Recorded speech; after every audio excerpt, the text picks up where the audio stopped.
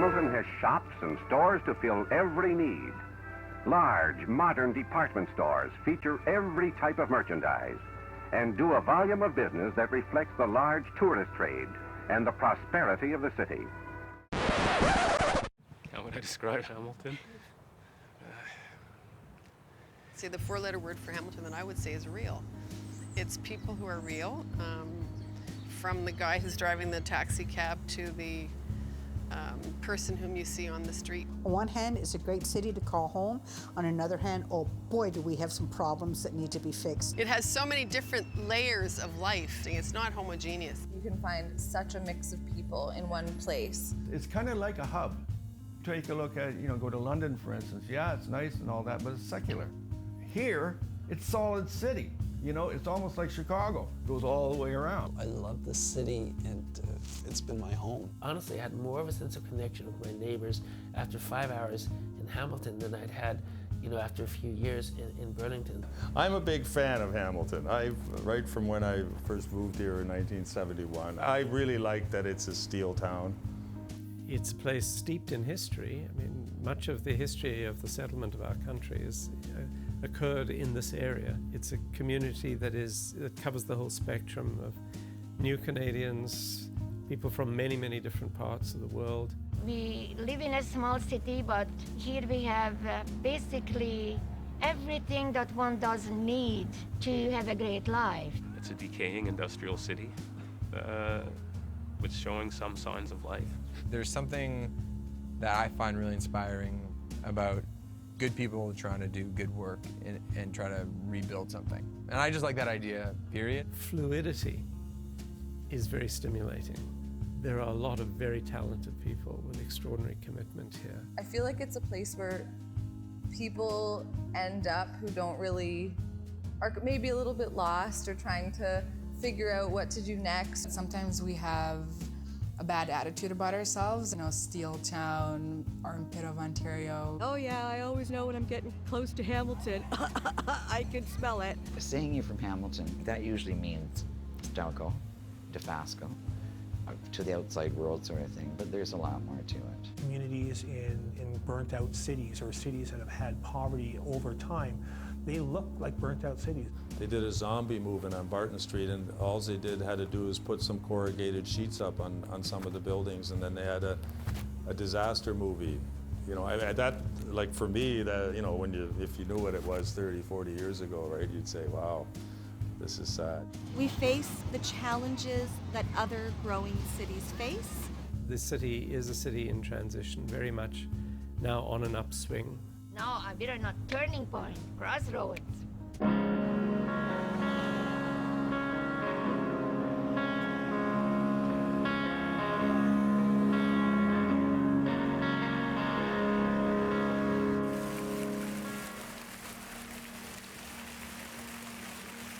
Globalization is not something we can speak about any longer as a want or not want.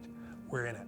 Cities live parts of globalization, so they all live in their own way, but yeah, a lot of it is economic change, coupled with a decision to develop a kind of neoliberal form of state service provision and budgeting. We've lost a lot of jobs, not only plants moving overseas, but also just automation and things like that as well, just economic restructuring in general.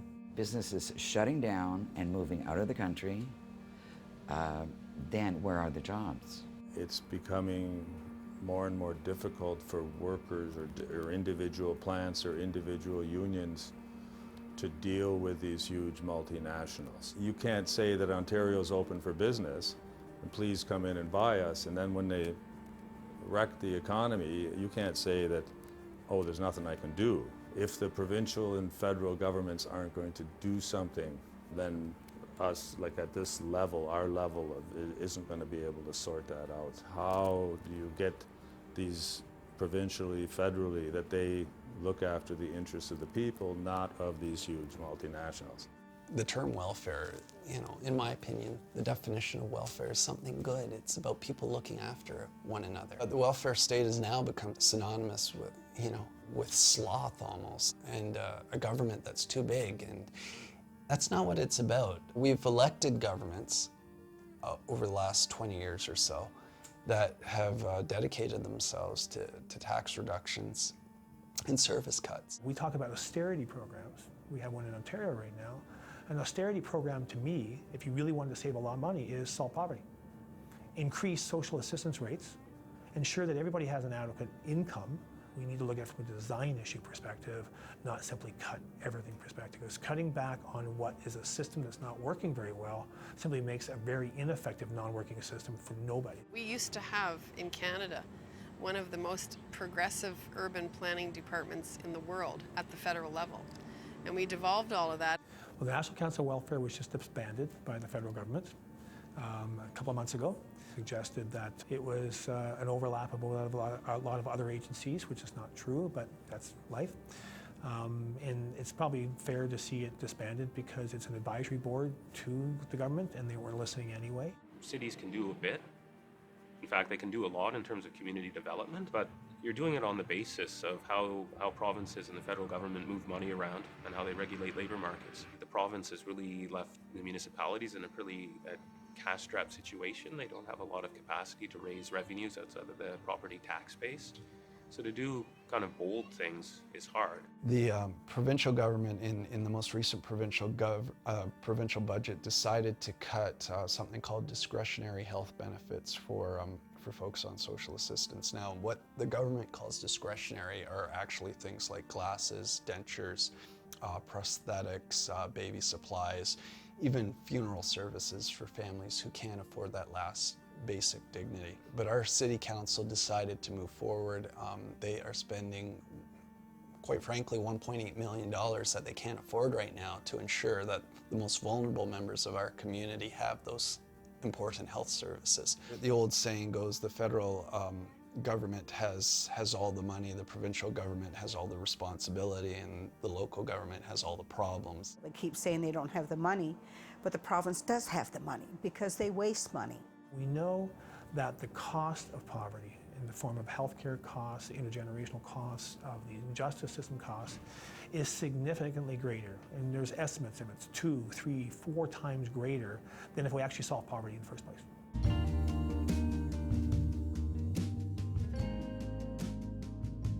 Poverty and prosperity are two sides of the same coin. We cannot get to prosperity if first and foremost we don't deal with poverty. It was recognized in a report to Hamilton City Council back in 2005 that Hamilton had the highest poverty level in the province of Ontario. We were tied with Toronto. The Ontario Association of Food Banks brought out a report a couple of years ago that showed that poverty is costing this province alone $13 billion a year just in lost earning potential and healthcare costs and policing costs and in lost education costs. So it's costing us way too much. When food banks started, it was supposed to be a temporary thing, right? Now it's a big business, full-time. There are 18,500 people using food banks every single month in this city. People are going hungry here in Hamilton, and for the individuals experiencing poverty, it's really affecting not only their lives on a daily basis, but also their health. Hamilton has amongst some of the poorest postal codes in Canada. You know, you can't hide this stuff and just hope it goes away because poverty is a reality. Poverty doesn't give me the chance to live in a decent, affordable house. This place has many problems with it, and a corporate slumlord that doesn't want to do anything.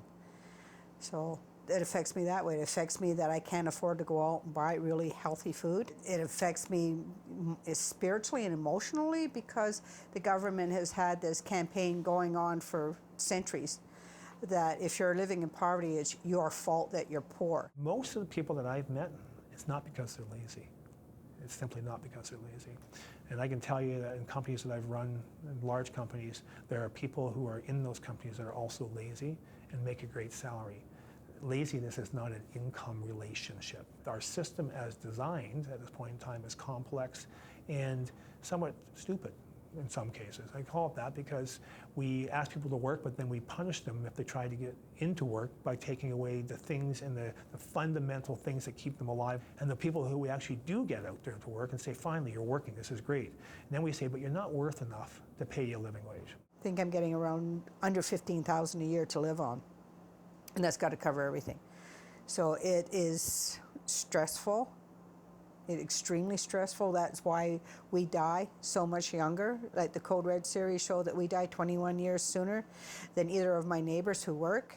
The recognition that some people have been left vastly behind, unfairly behind in their possibilities, and that often justice and equality involves much more than a passive, laid-back, kind of facile answer. Often it involves active steps to reach out to people and give people a chance to step in who haven't had a chance, perhaps, or a fair chance to step in before. Hamilton's got one of the highest rates of people on either a disability or on Ontario Works. So there's a lot of people in the city who are working at or below a kind of living wage. Right? So they may be above the minimum, but they don't have enough income to really sustain themselves. And in the short term they do fine, but in the long term they don't really have the capacity to participate more broadly in their communities, because every day is a struggle just to join the ends. It's not a struggle that someone chooses. They don't want to be there. They want to move out of that place. It's not a nice place to be.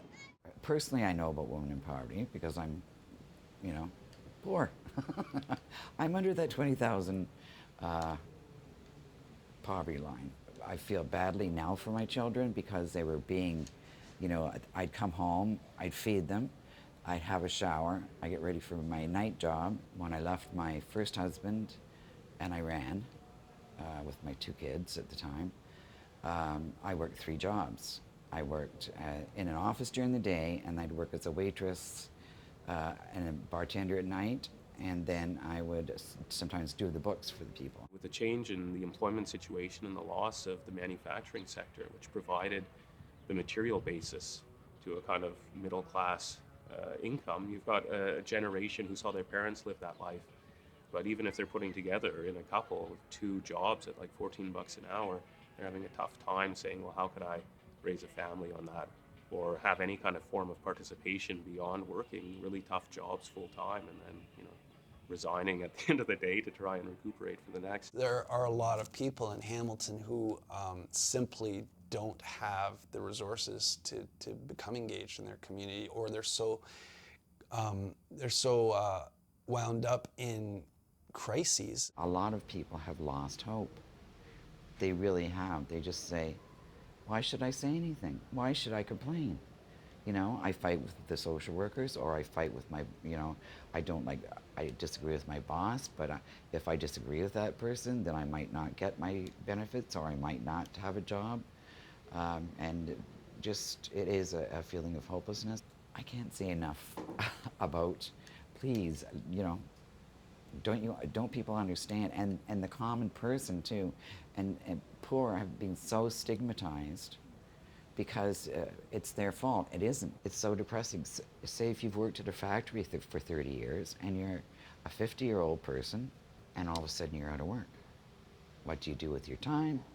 What do you do with your energy? Where do you get another job? They are just totally ignoring what has been, what they know to be true. It's like, the 1930s. Do they not see this? And just realizing that it's not just about, it is about jobs and income. That's a huge part of it. But it's also about, do we value people regardless of their income and their ability and where they come from? Do we actually value people so that they feel confident to get a job? Or if they can't work, do we say that's okay? And the steel industry has been bleeding jobs since the early 80s. And so it's been a long and slow decline.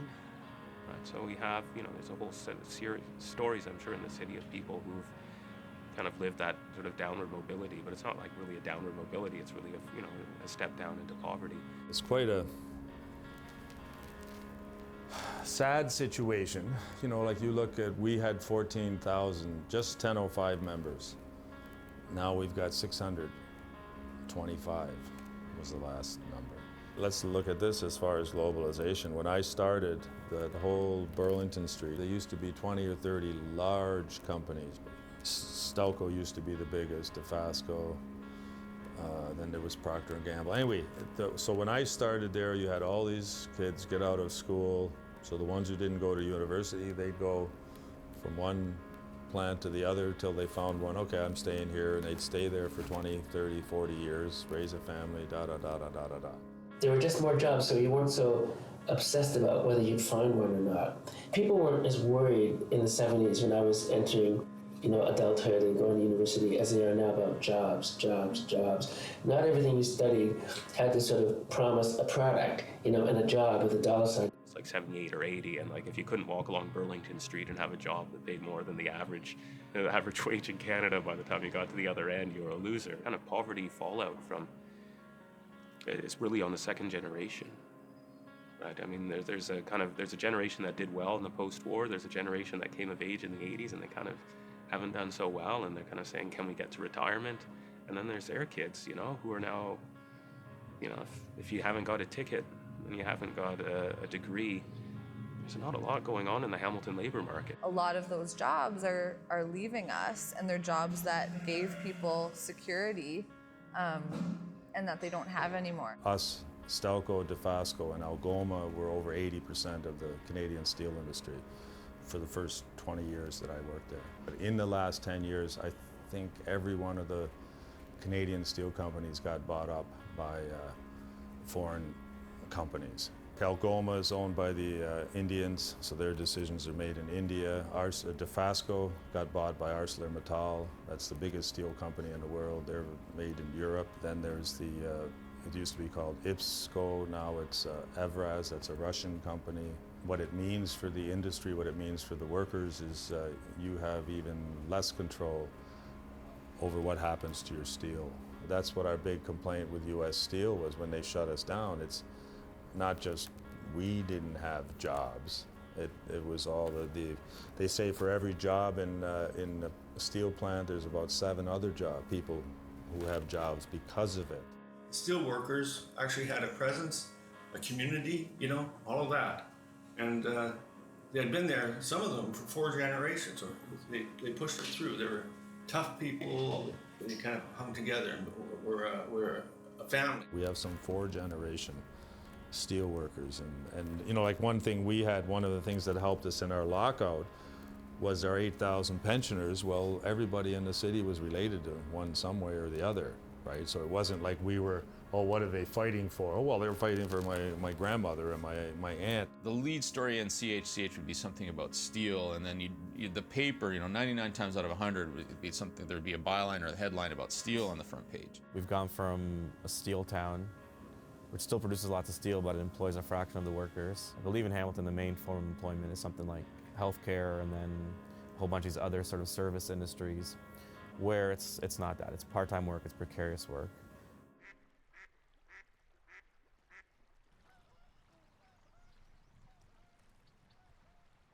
For us, you're situated perfectly between Niagara Falls and Toronto, on a harbor, on a lake, with an escarpment and a microclimate that can grow figs. So what more can you ask for, right? We're situated geographically in a very unique spot at the head of Lake Ontario, half the city on the escarpment, half of it below. Tremendous wealth of natural resources around, 126 waterfalls at last count. Like that's pretty cool. I look at the geographic community of the city as being that there's something unique about it, and it's because we actually run into each other. We actually see people. We actually share the same bar, the same restaurants, the same parks, the same meeting places, community spaces, and that's that Richmond. One of the issues is the fact that Stoney Creek and Ancaster and Dundas see Hamilton as the enemy, and it's, we're competing now with Richmond Hill, and we're competing with Barrie, and we're competing with Richmond, British Columbia. And a smart city should be pulling together all its strengths. And when amalgamation came along, it came at a cost. So naturally people were upset, but it also meant that the burden of having a downtown core, having an art gallery, having a public library, having the amenities that go with being part of a big city are also shared amongst all of its population. As soon as you talk about escarpment, it's like 2 different cities.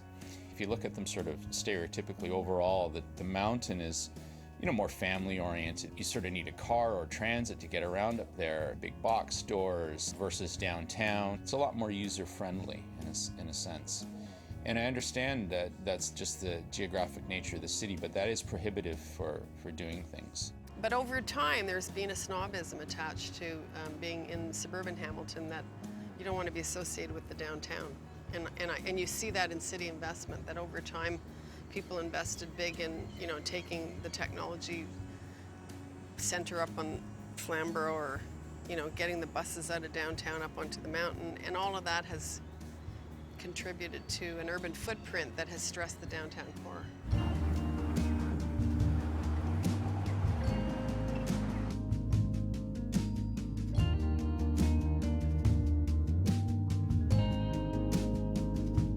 Very nice people. Everybody say hi, good morning, bye. Very close people here. Downtown. Hamilton's got rough edges to it, and it's got a lot of people who are down and out. And if you get out at all and walk around, you're going to see that immediately. Hamilton's warts, you know, its challenges, its problems are very visible.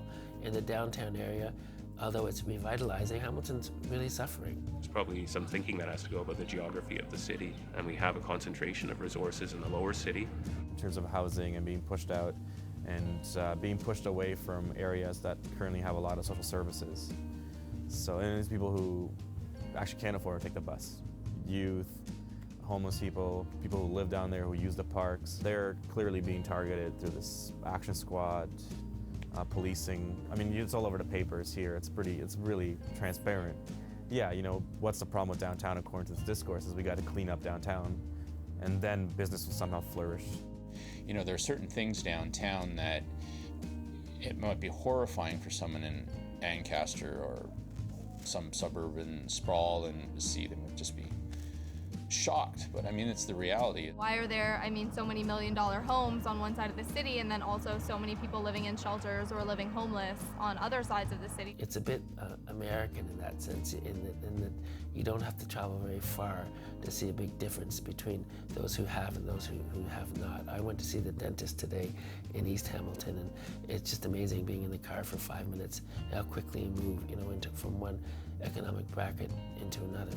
Hamilton has a really strict divide, and I think a lot of that is stigma too, right? Like people who live on the mountain, I've heard a lot of times make comments about how disgusting downtown is, or like that hashtag on Twitter, Hamilton Downtown Problems. It used to be that all the second level, you know, all the transition houses, all the everything were always here. And of course, everybody comes in, goes to the opera, goes here, goes there, and then goes home to live in their pristine, sanitized world. And sometimes it can be very gritty down here. Downtown is scary to be in. It's dirty. There's the homeless population isn't being given enough. We've lost a lot through growth, I guess it's called. We've really lost a lot of the little shops, the mom and pop stuff. It's changed. Downtown used to be bustling. Sidewalks were just crowded, especially around Christmas. I can remember when we were kids, my mom would take us downtown to eat, and they had the animated windows. The display was just fascinating for little kids. Poverty in the city is definitely like an issue that I think anyone living downtown sort of confronts every day because you see it. Hamilton city planners and the elite have in many cases hated downtown for a long time. There's a classic futuristic chapter in the book Pardon My Lunch Bucket from the early 70s where they had people living way out, I think, on the shores of one of the Great Lakes, and like commuting in to live on the mountain and then to go work downtown, because you wouldn't want to work downtown, you know, in this kind of future. I honestly say in 20 years, the neighborhoods look the best it has. I think there's a lot more community support and awareness than there used to be. You know, people would say, oh, where are you from? And I'd say, oh, I'm from near Toronto, or I'd say, Toronto, you know, and I wouldn't want to enter in a discussion about, oh, I'm from Hamilton, oh, where's Hamilton? Oh, well, it's near Toronto. What do you do there? What's it like? You know, I wouldn't want to enter into that discussion. Not that I was embarrassed about it, but it was just like, oh, here we go, you know. But now I'm like, yeah, I'm from Hamilton. I invite the discussion. Living in the shadow of Toronto really does create a situation where Toronto does overshadow everything. Years ago, when we were trying to get the funding going for the art gallery, there was an infrastructure program and then there was a cultural program. I oversaw the cultural program. The deal was that all the culture money would go to Toronto, and all the infrastructure money outside Toronto would be for water and sewers.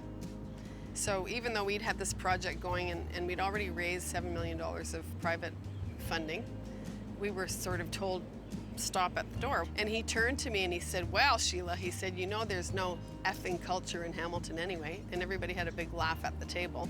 And I'm sitting, this is like the Ontario cabinet. That's such a typical attitude from somebody coming from Toronto. It's like geographical location in relation to, like, to Toronto and the United States. Is something that, like, plays a part in the way, like, Hamiltonians, like, identify with themselves. Hamilton's sort of like the city of hard knocks. We've always been in the shadow of Toronto. So I don't think Hamilton, maybe except for very recently, it's never been looked at as an innovator. It's always looked at as a follower. I'm not a Hamiltonian with a chip on his shoulder about Toronto. I come from Toronto and I love the city. But I found it very easy here, easier than elsewhere, to make connections, make friends, sort of step in and get involved. I've met sort of more artists in different fields here in Hamilton than I think I'd met in the years I was living in Toronto. We got a lot of opportunities in Hamilton because we were in Hamilton. Like, we got to open for lots of cool bands at the Casbah that we would have never got a chance to open for if we were another band in Toronto. Because just the competition wasn't as stiff, it was like a slightly smaller market. But we just got empowered by those kinds of shows. In Toronto, I don't think you would have had the opportunity. A lot of artists that have moved here because of that. Toronto's too expensive. It means that you're going to get some industry here. Now it's a question of what industry. Art is the new steel. It's a good question. That's a good. Yeah, I like that slogan. It's catchy. A healthy artistic community is, like, really important to any, like, thriving, interesting city. We lost our poster child, as it were, like everybody's counting on steel, and then that kind of didn't pan out. So I think people looked around and said, well, what else do we have that we can sort of champion? I think what people gravitated to was something that was already here, and that's the people themselves and what they were doing artistically, culturally, like entrepreneurial-wise. People using their brains and their minds and their hearts to create rather than, you know, just their hands. I think there were 40 or 50 people went on the first art crawl. And so now you look at it and it's probably 4,000 or 5,000 people. And it's not anything, it's not any government initiative that's done that. It's just the community's sort of gotten together and said, hey, I want to participate in this, you know, let's all open a store, or I'll stay open late and show my wares, or I'll open a gallery, or I'm an artist here renting a space upstairs. Where can I show my stuff around here on Art Crawl? So all of these elements are sort of combined to create this, I guess, this wave. I call it a wave, and the wave is like, if it isn't peaking right now, it's getting there. If you think, like for instance, there's this thing, not just arts is a new steel, it's the, Hamilton's future is going to be as a city of waterfalls. The city of waterfalls here in Hamilton. Okay, and all of a sudden, I've been here over 40 years and I find out there's 130 waterfalls. You know, I know maybe half a dozen, right? So now it turns out there's 130, and I'm being told, oh yeah, there's people are going to come all over the world to come and see Hamilton, and our kids can get jobs as tour guides taking people to the waterfalls. And meanwhile, there's Niagara Falls, which is having trouble surviving. So some of this is a little bit screwy. To raise it as the new steel is just, if you're going to wipe out manufacturing, you're not going to have anything for schools, hospital, art, nothing. Suddenly, we don't have steel jobs and everybody's a musician, a painter, an actor, or otherwise. It's a bit much.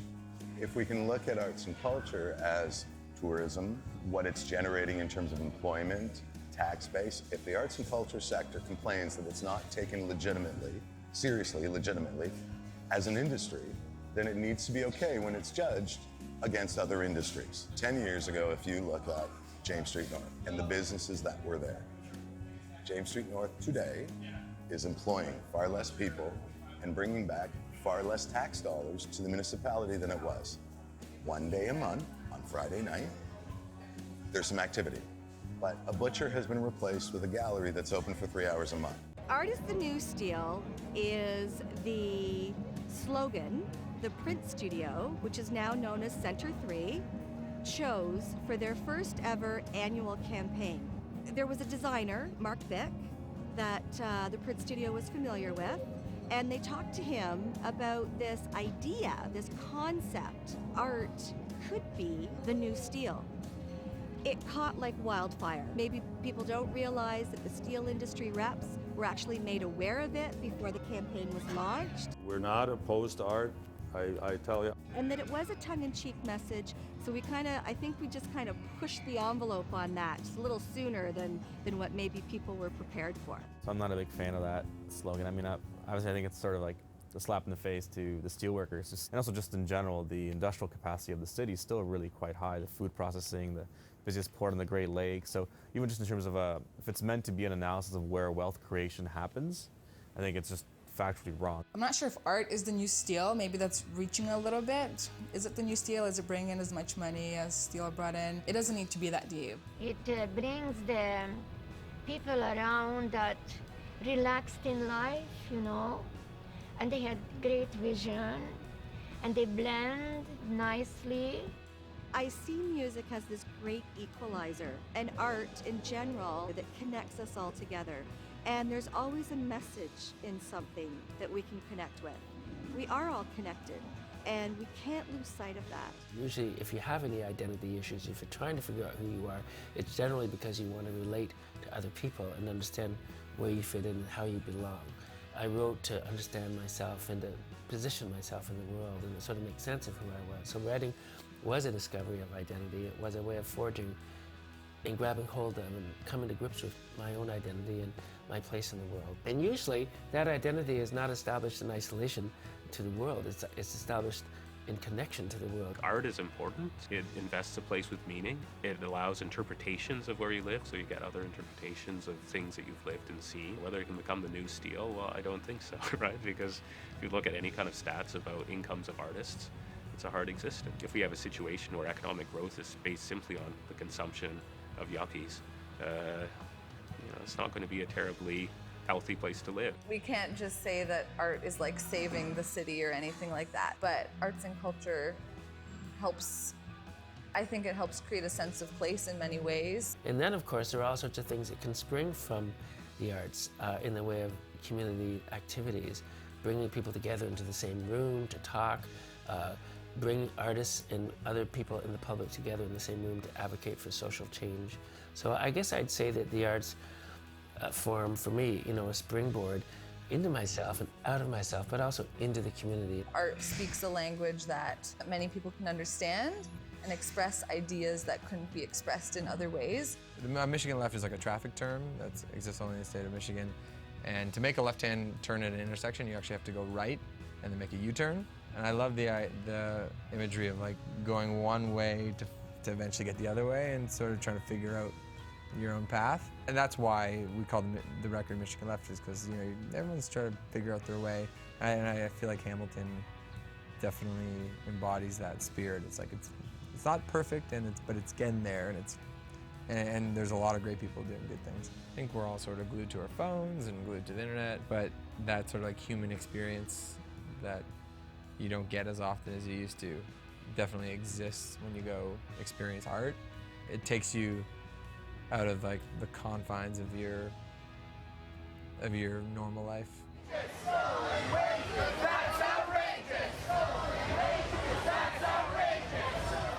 There aren't very many places where you can go and just be that idea. Like, you have to have a purpose. Ray Oldenburg, he's a sociologist, and he wrote this book called The Great Good Place.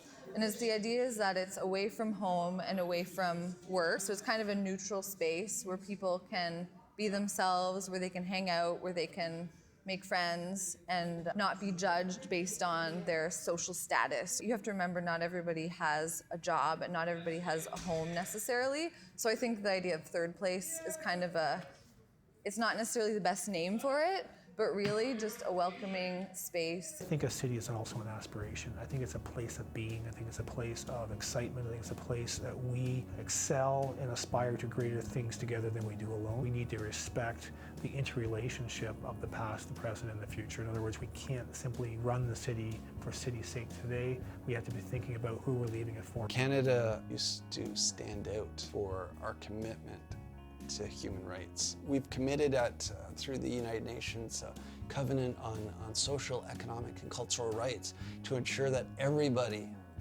not only internationally but here in Canada, has the right to an adequate standard of living. My father created the first Human Rights Commission in Canada. My parents and others had to advocate and fight and try to persuade the Ontario government to introduce legislation that would make it illegal to discriminate against people. But we're only providing folks with the bare minimum, not even the bare minimum. I believe there's an article in the Human Rights Code that says you have a right to employment, but also if something happens or if you retire, that you have to have food, shelter, health care, everything, your needs met. And that is not happening under the current governments. In fact, they're taking it away. If you look at the Charter, which normal Canadians think, oh, that's where our rights are protected, the Charter doesn't do that. The first sentence says, you know, we'll give you these rights, but they're subject to reasonable limits. And then they decide what the limits are. The right is something that no one's supposed to be able to take away from you. So when it's taken away, that's huge. And if you're not going to fight for that, then nothing can help us. So all Hamiltonians have that duty. It's very difficult to stand up for your rights. So then if somebody does, then we want to be there with them. And we shy away from we're there in solidarity with you, because it's not solidarity, it's one fight. We still have that feeling that we are our brother's keeper here. Some of what we've done with social media, etc., is fairly antisocial. So you don't really care about the importance of supporting a fellow citizen in your neighborhood. We've moved away from the belief that as a society we need to look after one another. I think there's a large number of people who want to get that back. Life has changed, yes, very, very much. I think the personal touch is nowadays missing. As human beings, we're social beings, and so we have responsibilities to one another. And I think ultimately our lives are better when we actually look out for one another. I think in a lot of modern 21st century places, people have lost that feeling of interconnectedness. So we didn't move to Hamilton for a job. We didn't move for a course of study. We actually moved here because we loved the community and decided that we'd just make it work. It's kind of known as the city of firsts, and if you have an idea, it's a place where you can try to make it happen. You might not succeed, but it's like there's a lot of fertile ground for new ideas and for trying to do things differently. It's a community that's looking for new blood, new talent, new people to get on board with the Hamilton agenda. There's so many initiatives that are happening now that even 5 years ago, I don't think would have happened. It's like this new dawning where people are like, I can do this, you know? And Hamilton's a great place to do it. So I think that sort of spirit is kind of like, it's infectious. And I think it's really spreading right now very, very quickly. You know, the fact that we can get 40 people out on a Saturday night, like at 11 o'clock, to do a picket line outside of a club when there's bouncers, police, drunken people, like that was pretty impressive. I think a lot of research is being done. I think less of that actual action, if you want to say it, is happening. There are so many things that we know that we don't do. We make excuses. Sooner or later, you got to build something and try it. We have to embrace change, and I think one of the challenges for Hamiltonians is fear of change and assuming that your future identity will be bound up closely with what you did in the past. I don't think that being a steel city is something that we should be ashamed of. That's what's given so many people jobs. Important to remember that and, you know, wear it as a badge of pride rather than something shameful and something dirty that we're trying to forget. I sometimes describe it as an underdog city.